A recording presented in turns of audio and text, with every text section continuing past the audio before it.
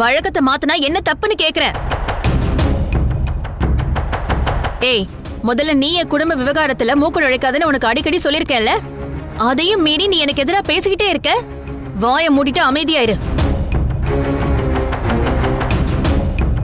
ஏய் பூர்ணி, சிந்துவ வாய முடுன்னு சொல்றதுக்கு நீ ஆள் இல்ல. அத புரிஞ்சுக்கோ. எந்த பக்கம் நியாயம் இருக்கோ அந்த பக்கம் அவ பேசதான் செய்வா. ஏன்னா இவளும் இந்த குடும்பத்துல ஒருத்தி. அவன் நியாயம் பேசுறான்னு மட்டும் சொல்லாத. அவன் ஓ ஆளு. உனக்கு சப்போர்ட் பண்ணி பேசுறா. அது உனக்கு இனிக்குது. அவ்வளவுதான். ஏய், எதுக்கு தேவையில்லாம பேசிட்டு இருக்க? பொங்கல் அண்ணி தான் வைப்பாங்க. சரி, உங்க அண்ணியே வச்சுக்கிட்டோம். நானும் பக்கத்துல இன்னொரு பொங்கல் வைக்கிறேன். என்ன சொல்றீங்க?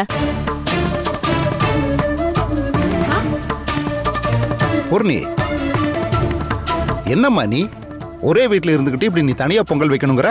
அந்த மாதிரி எல்லாம் வைக்க கூடாதுமா. ஈக்குவல் ரைட்ஸ் மாமா. ஏன் வைக்க கூடாது? பூர்ணி, தை திருநாள்ல பொங்கல் வைக்கிறதே குடும்ப ஒத்துமைக்காக தான்.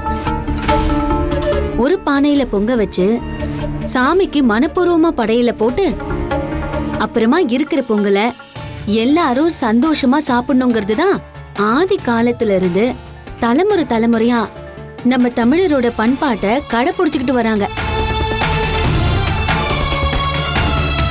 2 பானையில பொங்க வைக்கிறது குடும்பம் பிரியறதுக்கு சமம். அத முதல்ல புரிஞ்சுக்கோ.